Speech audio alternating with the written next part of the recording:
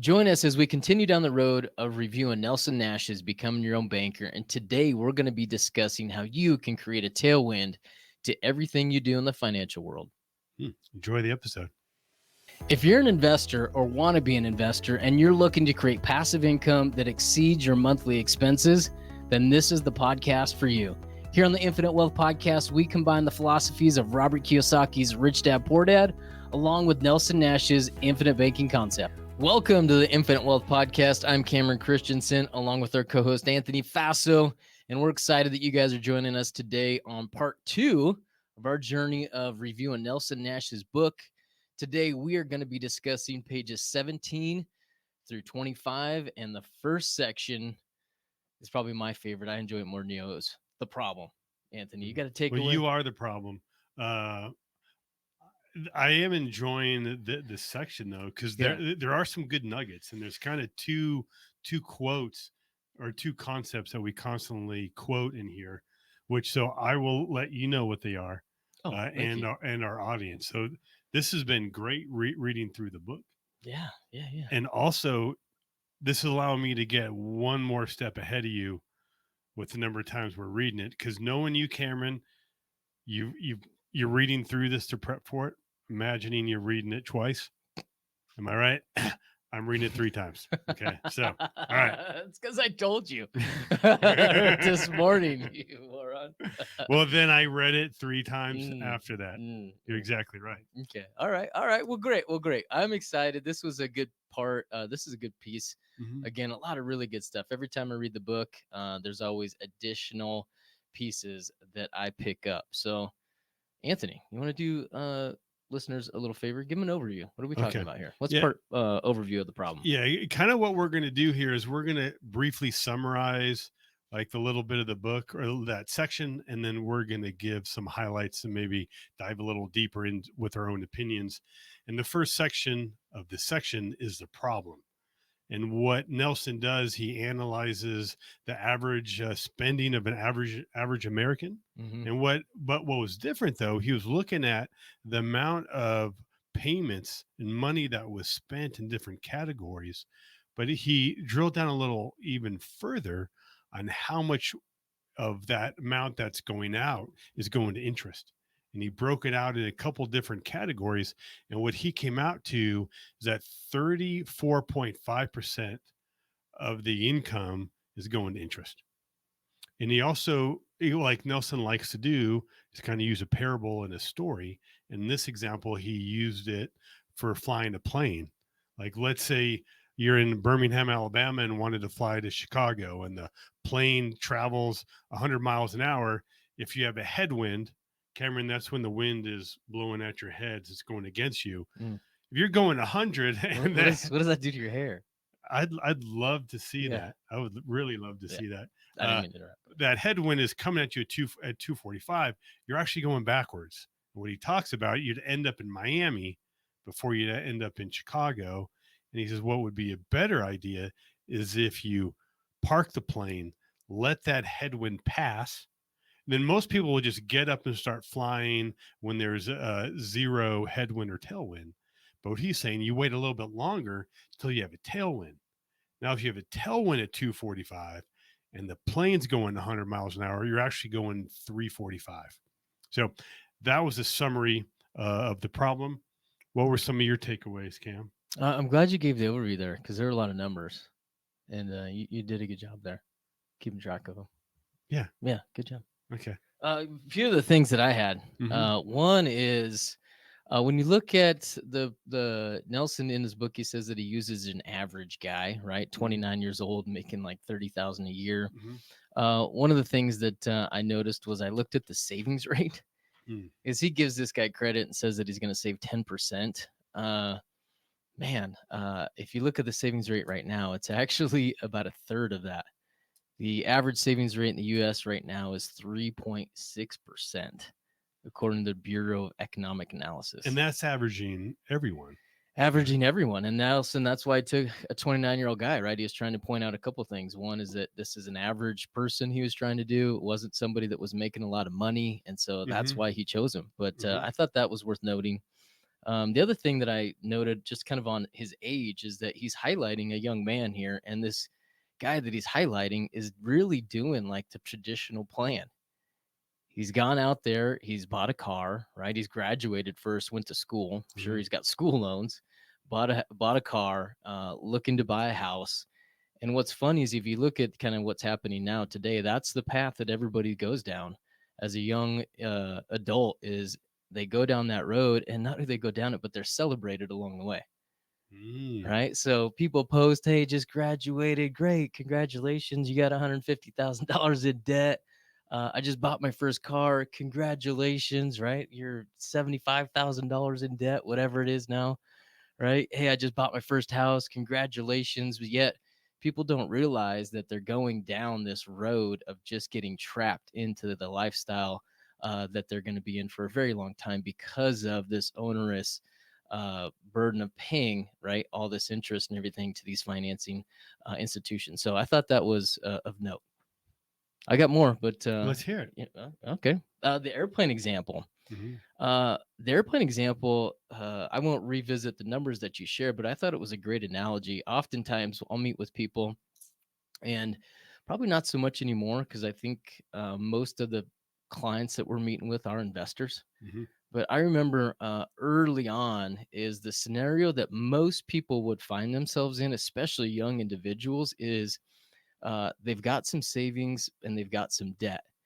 And the scenario that they find themselves in is that savings, right, is they are putting it somewhere, maybe a 401k, and they're hoping to earn 8%, but they're carrying debt over here on this side. And what I like about what Nelson does is not only does he look at the balance, but he also digs into the rate and the volume of the interest that somebody's paying.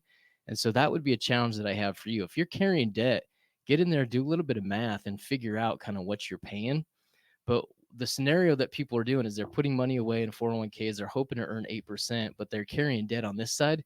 And you look at the rates that they're paying and the volume, it's anywhere from probably 10 to maybe 30%. And that's kind of the balance that a lot of people will find themselves in. And they just kind of trudge along in that scenario with really not making too many moves most of the time. They have this cash on hand that's kind of a security blanket for them. They dial up some debt and they get to that this equilibrium. And early on, man, I'd meet with people and I'd be like, what are we doing? Right? Is you're chasing 8 over Mhm. here, but you're paying 20 on this side. How about we put a strategy in place to recapture some of this? And I just remembered that from early on. I'll keep on going, Well, man. if you're Yeah. going the airplane example, Yeah. I was going to talk about it a little bit. One thing I just always found was interesting, Hmm. particularly because there was a while where we used to have a graph of Oh, this, yeah. right? In Yeah. We'd our, show that so often. yeah. Uh, and what was interesting, we'd have a graph of trying to fly a plane from Birmingham, Alabama to Chicago, Yeah. and then we said, well, with that headwind, you're going to end up being in Miami. What I always thought was interesting when we had used the abbreviations we used for Miami was MIA. Hmm. And I just always thought that, hey, if you have that headwind on there, you will be MIA in the finance world. Yeah. Awesome. The note that I had written at the bottom of my book in that airplane example is that most people are concentrating their efforts on trying to get the plane to fly just a few miles per hour faster, right? Hmm. So they're focusing their effort on going from 100 to maybe 105, right? Is what they're trying to do. They want to go out there, get a new plane. They want to build a bigger engine. They're looking for lighter materials when they should be focused on controlling the environment in which they fly in. A practical example of that for me that I wrote down is that if you're out there and you're chasing rates on accounts and you're not out there looking and finding opportunities, this is exactly the situation that you're in. When if you're out there saying to yourself, hey, I can get a higher rate in an HSA or a high yield savings account, not an HSA, or a mutual fund, right? You don't control anything there. You might be able to temporarily get a rate that is similar to a policy or maybe even exceed it Hmm. at this point, but man, you don't control that scenario. So one of the best things that somebody can do is just make that decision to transfer, to take over control of the environment in which they're operating in. Take those dollars, put it into a policy, and now you've got certainty not only for this year, but for a very long time moving forward. And now you take that brain space, right? That you've been using to chase rates and compare all these different accounts to. And you go out there and you look for opportunities. If you do that simple thing, it's going to change your financial outlook. Great job, Cameron. And that was part that one of the highlights that I had in there is that we're chasing these rates. And what's interesting, we're getting some interesting comments on our YouTube channel. Oh, I got to You look. know, I'd love to well, you look. should, because problem I'm the one who answers it, and Mm-hmm. you can I can be a little sarcastic and witty. So if I get one of those ones where I want to zing somebody, I do let Cameron read it, and you kind of most time calm me down. Yeah.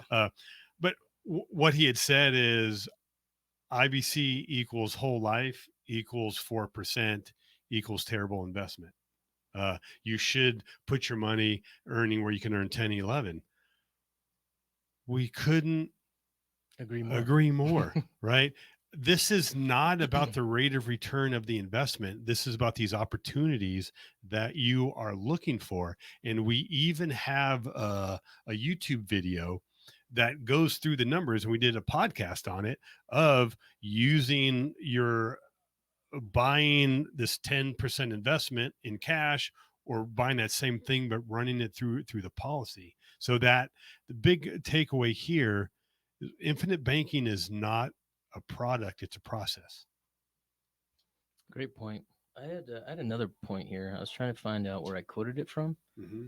I think it was. I don't know if it matters, but the takeaway I had still in this section is setting up a system to take over kind of your environment. The example that came to my mind is we do have clients.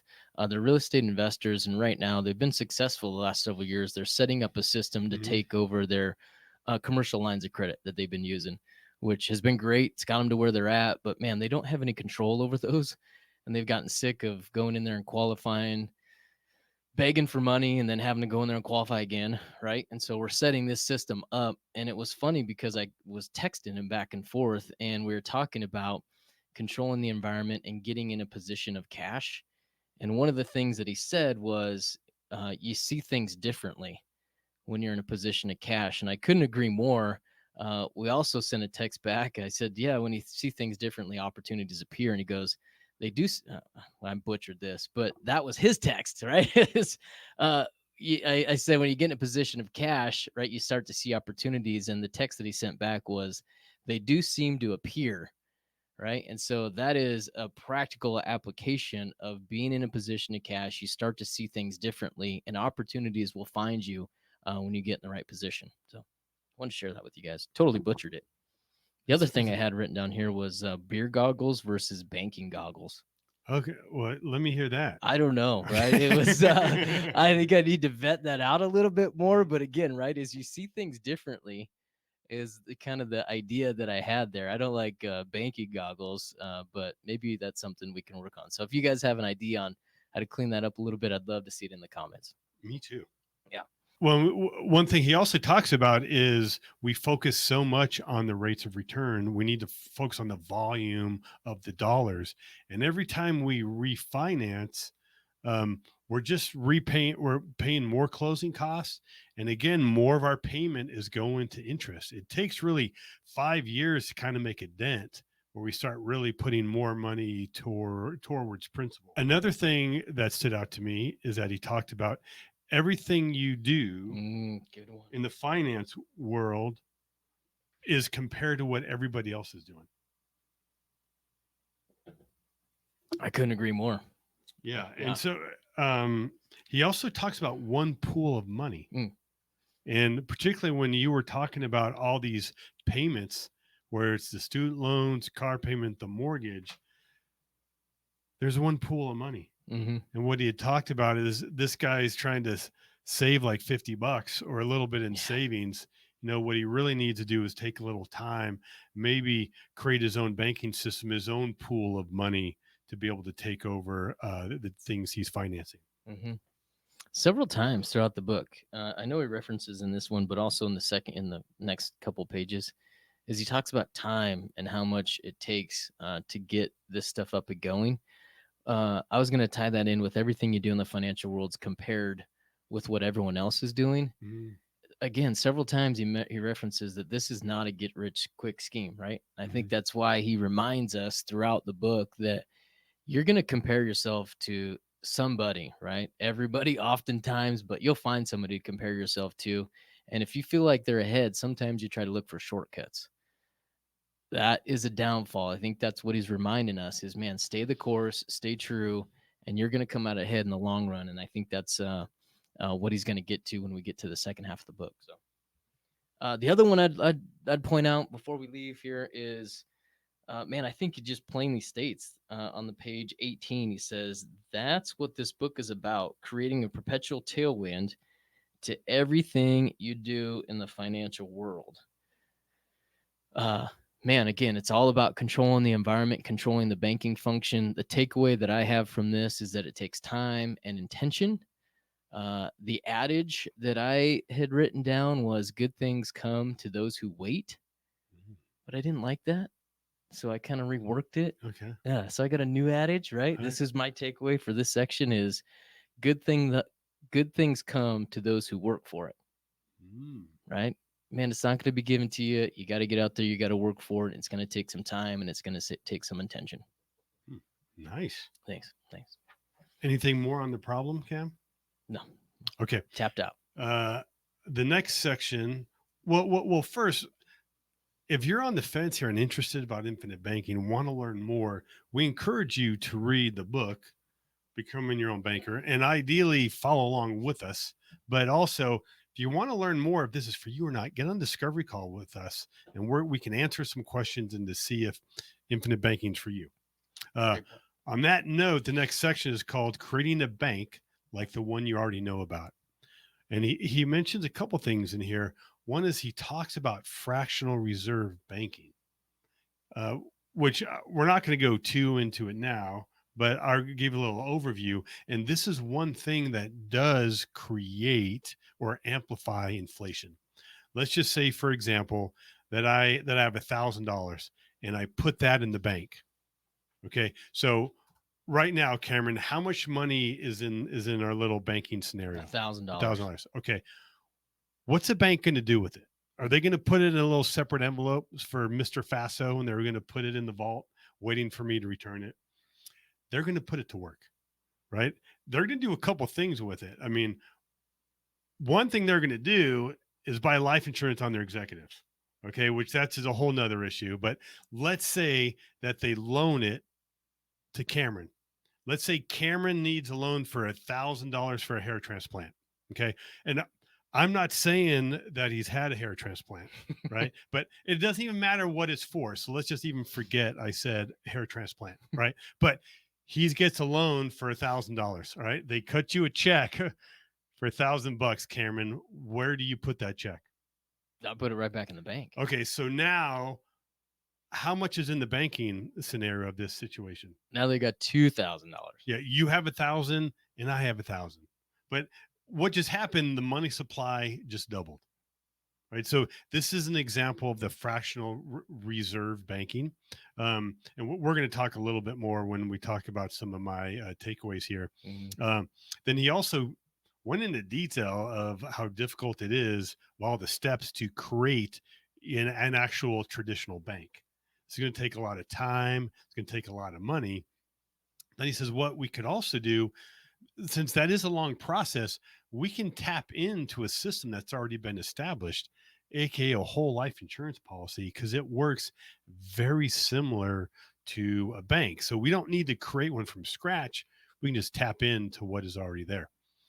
Cam, what were some takeaways from this section for you? Man, a great section.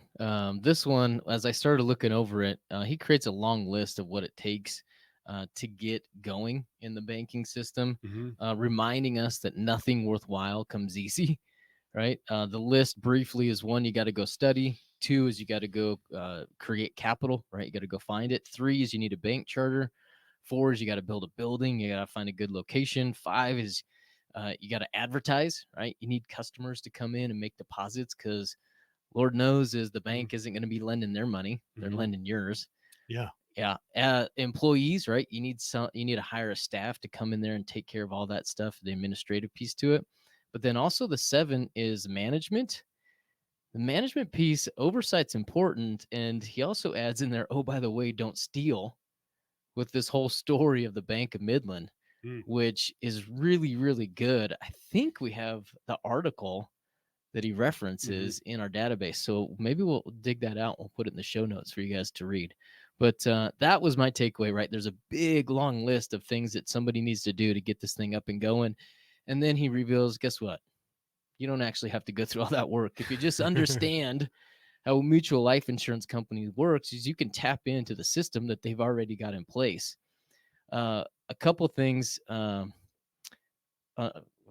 Sorry, I wanted to add up right there. I want to add on that one is all the ingredients are already there. When do you remember when we used to present like live?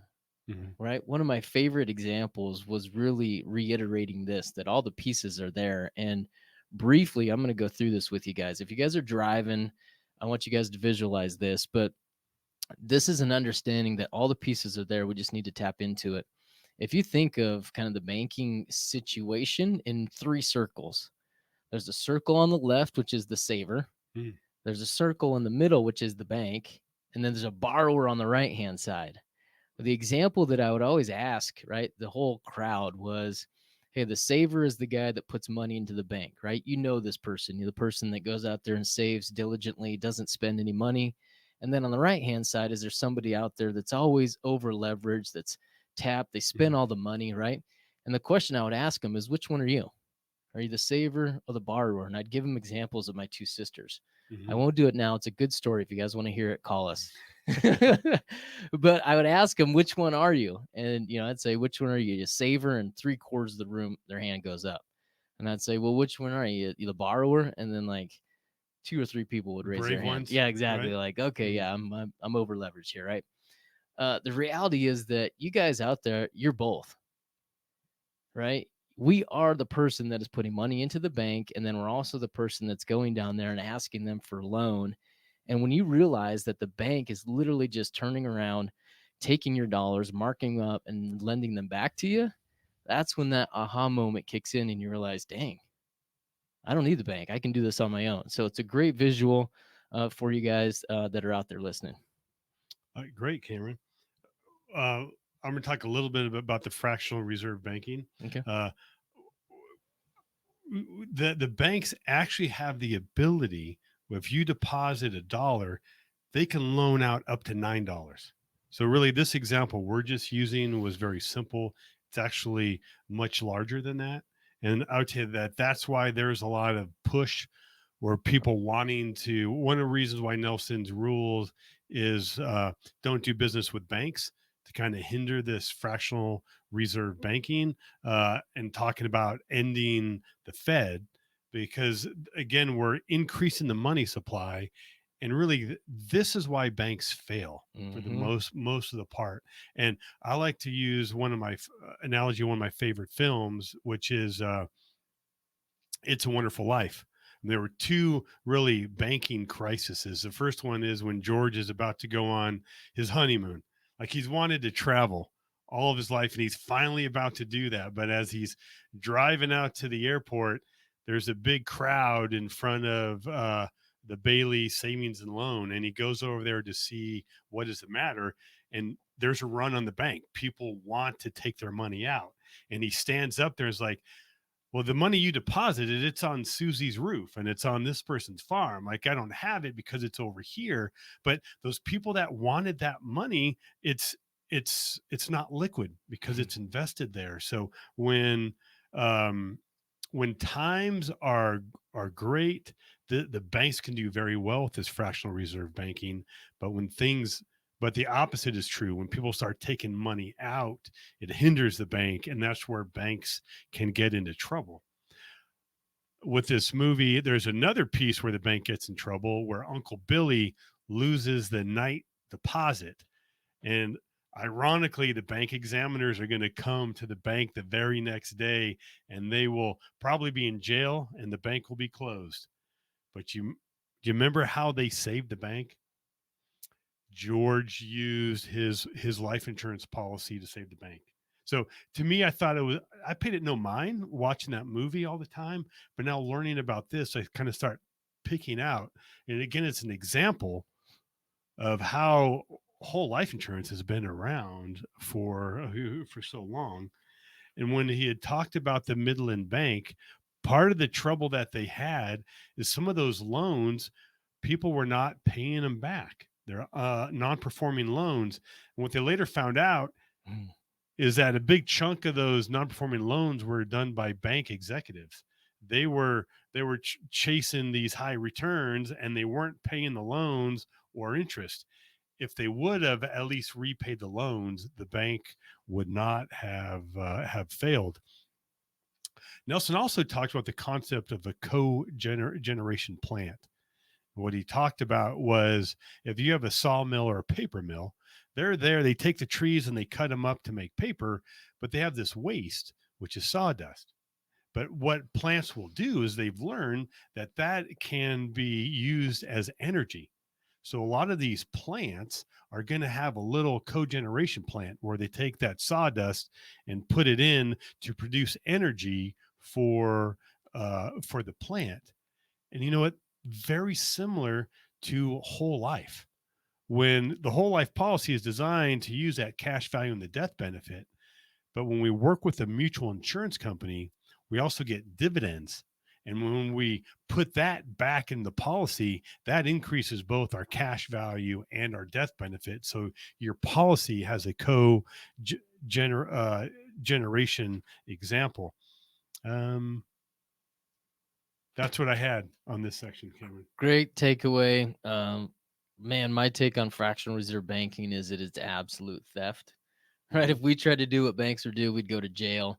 If you guys want more info on fractional reserve banking, you guys want to get really fired up, go look up Barry James Dyke. He's got some good info on that.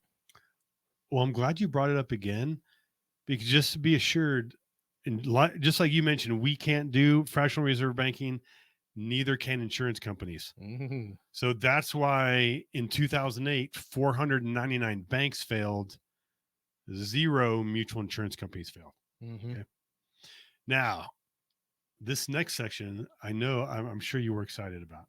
Yeah, Okay. super. More than you. Probably because you're super excitable. Again, what I'd mentioned earlier, some of the lines or key concepts are in this section, and this next one is, you finance everything you buy. You either pay interest to someone else, or you give up interest that you could have created. And then Nelson also presents us with EVA, economic value added. And in essence, what that is businesses, when they were evaluating opportunities, let's just say, for example, that they were going to do an investment or a deployment, and it was going to be $100,000. And if they're going to use bank financing, let's just say it's going to cost them a total with interest, let's say $110,000. Okay. But then they have $100,000 in cash. They don't give it any extra cost or any interest of using that $100,000. So often they were using cash because on paper it looked better when you had the cost of interest. But the problem with that is that 100 grand, if we use it to deploy it to do A, that means we can't do B or C or D. So we're giving up, we're losing the opportunity to do other investments. So we need to at least account some sort of opportunity cost or value or cost of capital when we are deploying it. And what this was actually came from an article from Forbes, but the companies that started to observe this shown an increase in profits. And the reason being is because they were making better financial decisions and making sure they were minimizing any opportunity costs. And he also goes into detail about how insurance companies design their policies. I will summarize it, that they're using actuarial science to determine their costs and their risks, and they over engineer everything. Yeah. So there's always that room for error, and it's kind of a similar, like, a lot of things we use are over engineered. And a prime example I use is when years ago I got this this car. It was a hybrid.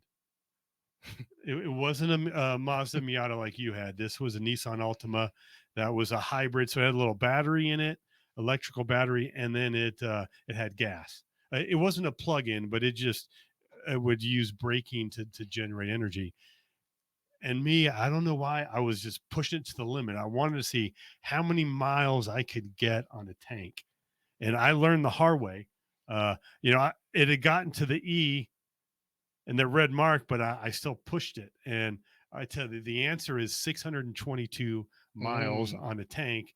And I learned that the hard way driving home from middle of tax season. It's like 1 or 2 o'clock in the morning. I'm at that stop sign or stoplight. And I go to hit the gas to go, and it's just like barely moving. So I ran out of gas. Fortunately, I didn't run out of the battery. Mm. So I was able to go like 5 miles an hour to get to fill her up. But that's just an example of things that we have that are over engineered. Mm. Cameron, what were some highlights from this section that you have? Uh, Man, I just had a thought. Is speaking of things that are over engineered, Uh, is yeah, this is a story. I don't know how it relates, but it's kind of along the okay. lines. Is that man back in high school, a buddy of mine bought a 1984 Toyota Corolla 4 door, Mhm. and we were driving up in Idaho, and there's this road on the backside of Highlands up there, Post Falls, Idaho, and it's this long, slow stretch, kind of a Mhm. downgrade. But we were driving, and he looked over me. He goes, "Let's find out how fast this thing can go." And so he guns it, starts shifting through the gears. We get to fifth gear, the thing's just whining, right? Just trying to get there. And it starts going. The speedometer went up to 120. Oh. Yeah, but it did get to 120. We got to 90. We got to 95. We get to 100. The wheels start shaking. The door starts shaking. The whole frame is shaking. And he's still pushing And it? he's still pushing it. We got to like 102, and then he backed off on it. So, speaking of pushing things to the limit, 1984 4 door Toyota Corolla 103, I think, is going to be the limit on that. Okay. Yeah. It's good to know. Good to know. Good to It know. is good to know. Yeah. Some takeaways that I had in this section, creating your own banking system. What Nelson does immediately is he introduces us to banking, right? This idea of you must understand finance. And then also life insurance is what he's introducing us to. But a takeaway that I had was EVA, first and foremost. It's in the second paragraph of this book or this section of the book. And economic value added is not a hey, go read it if you want to. It's a must. You've got to go read about economic value added. There's an article that we have that he referenced here in Fortune magazine that I know we have, and we'll include it in the show notes. When you go and you read that, the takeaway that I had is that capital has a cost. Mhm. If you remember that in every financial decision, you're going to be much better off. And what I thought was funny is that in that article, they talk about how this idea of economic value added gets to be really, really popular. Everybody implements it, and then everybody forgets about it and kind of gets kicked to the wayside, right? And then everybody comes super inefficient, and then all of a sudden it comes back around, right? So ebbs and flows. And again, right, is you got to learn something over and over again. So economic value added is fundamental to making good financial decisions. Make sure you go out there and you read an article on that. The other takeaway that I had was as you introduce kind of infinite banking to people, over the years, I've gotten this response several times as people have stated, oh, yeah, I'm already doing that. Mm. And if you talk to them and you dig into it, typically they're doing one of two things. One is they are using a sinking fund, right? They're just putting money aside, Mhm. saving up, and then drawing down on it. Or if, and this is a big if they actually ever repay themselves, they only ever repay themselves principal. Mhm. Neither of those options are infinite banking, right? And that's where this idea of economic value comes in, is if you spend your money, if you borrow money from someone else, they're going to charge you an interest rate. But the mistake that people make is when they spend or use their own money is they never charge themselves an interest rate. And if you can do that, you're going to be much better off financially in the long run. I've got more, but you got one? Well, I would say a couple things again. Key is that you finance everything you buy. Like that is an important pillar of this concept, and I think it's true. And again, that just reiterates that this isn't a product that that infinite banking is a process. He also had a good quote in here. I thought you were going to share it, Maybe I will. but I'll help you because you've actually I've seen you Oh, share this oh before. yeah, I know, I know. If you know what's really happening, then you will know what to do. Mm-hmm. We need to learn what is happening in finance. Then we're going to know what our options and what we the best thing to do. He also talks about how a plane gets more and more efficient each mile. Because if a plane is flying, say, from LA to New York, the very beginning it has a lot of fuel and it's heavy, so it's not moving as fast or it's not as efficient. But as it starts to burn that fuel, it gets more and more efficient. So by the time it's close to New York, it's hitting a peak efficiency, very similar to a policy. At the policy at the beginning, it's not as efficient, because Nelson also talked about most uh, professors had said that if you're starting a new investment, it takes about 7 years to start receiving some profits. That it takes some time. We need to use that same philosophy when we're looking at infinite banking, because the policies at the beginning, they are inefficient, but each year, each time you make a deposit of premium, it gets more and more efficient. And the most efficient year is the very last year of your life. And oftentimes people will defer and might want to start something later. And I totally get it. But we're always going to have that slow start at the beginning. But the longer we wait, we're still have to deal with the slow start, but what we're really giving up are the best years at the end. Well said. Well said. Two takeaways that I had. You touched on a couple of them, but two of my favorite takeaways are on page 25. This is probably my favorite one. On page 25, he says, "You must build it to the point where you accommodate the needs of others in order to prosper." Mm. Man, such a good sentiment. I think a lot of times, for me personally, I don't think my vision is big enough, right? I think it's too small. And so that's really the way that I read it, as a challenge to me to open up kind of the opportunities or where I'm trying to go with this. Um, Also, it reminded me of conversations I typically have early on when we're talking to people, right? We're super transparent. I don't know why I'm saying super the whole time, but we're very transparent in regards to what we do in our position on infinite banking. We're not big fans of self-financing vehicles, right? And that's Mm. one point that I typically will make early on with somebody when I kind of give them an overview of infinite banking. Um, I think this quote ties into that for me, is because I think when most people read this, they think of infinite banking as just a tool for themselves. Mm. And when we have conversations, is we are trying to open up their vision of infinite banking to be greater than just recapturing some of the debt that they have. Is, hey, we got to go make investments that create an income from an outside source of just our earned income. And so that was a good tie-in for me. The second one that I had was also on page 25 towards the bottom. But he says it'll take the average person 20 to 25 years to build a banking system through life insurance to accommodate all his own needs for finance. I've looked back, right? I think I've been doing it for about 15 years. Mm. I think he's pretty spot on, right? Because I don't feel like I'm quite there to accommodate everything in my Mm. life, but I really feel like I'm really close. And once I hit that, man, then we can even break it out and make it even bigger. And so, again, man, it's funny how true, how some of his statements ring true over the years, even now today, that in kind of present. So, I thought that was a great takeaway. And then he does finish it up again with an emphasis on teaching future generations infinite banking. And again, right, that last little sentence, he puts an emphasis on make sure we're teaching these kids not to steal. So, He also had an example of buying a car off of an assembly line. If you buy two of the very similar cars, they're going to perform differently. And the reason being is maybe it starts off at the same, but it really depends how you drive it and how you care for it. And he's relating that back to the policy, right? Your results are going to be me. Cameron and I have the exact same policy, but I'm using it.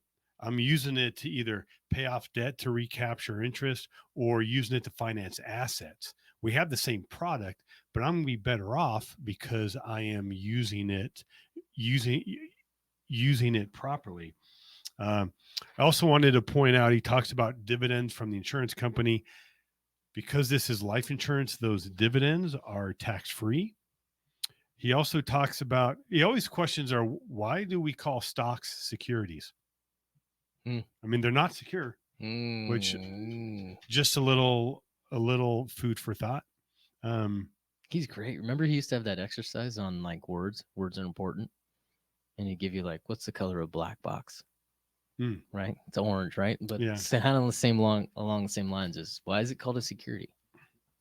He also says if someone objects to paying interest to their self, because a lot of times people will say, well, if I have my own bank, I'm going to just charge myself 1% or 2.9% like I see on the ads. What Nelson says, if somebody has that issue, they need to go back and read the grocery store example. They still don't get it. They need to go back to learn the example of Midland Bank. If they still don't get it, you need to cut ties with them, right? They're either unteachable or a thief. So I do like that Nelson has a hard line here. Like, if you don't get it, then you ain't getting it, right?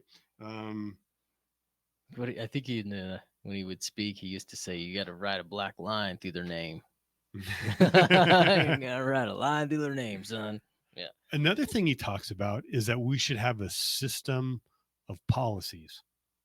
And we recently made a YouTube video talking about the 5 questions to ask an IBC agent. One of the questions we have there is, how many policies do you have? Because you want to be working with somebody who is living it, not just reading it and selling it. And if you're living infinite banking, you will have multiple policies for a couple of reasons. One is oftentimes the first policy is a little small because you just want to try this out. Okay, that first policy isn't the appropriate size. But also, as you start using infinite banking, getting rid of some of this bad debt, start buying assets, you should need you're going to need more places to store money. And that first policy is going to be too small. So just like banks start off and have one branch. They want to make sure that this system works and it's profitable. Then once that they have proof of concept, then they open up branch 2, then branch 3 and 4, very similar to opening up different policies. Well stated. I got one last little point here. Okay. All right, page 26. Page 26, there's a visual on there. If you guys are driving and listening, I urge you to open up the book, go to page 26, and take a look at that at a later date. But that visual is a great piece to help someone to understand that banking is a process and not a product. And additionally, if you start to read some of that diagram, I think you come to the realization pretty quick as to why we urge clients to think of premiums as deposits. What that page emphasizes is that either money's flowing to you or it's flowing away from you. And so when you start to look at that and really understand what that visual is presenting, hopefully your takeaway is premiums are equaling deposits. And then you're going to start to go back and take a look at some of your cash flow, right? How much money is coming into you on a monthly basis and how much is going to somebody else. And so hopefully that'll be a good exercise for you guys. Well done, Cam. Thanks. You're okay. I think to sum up part of this section, one thing Nelson says, you either give up or pay up, right? You're either going to give up interest or you're going to pay interest unless you're using the infinite banking concept. So I would encourage you to continue with your reading through the book and continue to follow us as we go through the next section of Becoming Your Own Banker. Go make it a fantastic day. Take care. If you like this video, I know you're like this one. And if you want to learn how investors use infinite banking to increase their returns and lower their taxes, check this out. And if you have some questions and want to see if infinite banking is for you, hop on a discovery call with us. Link for that will be in the description.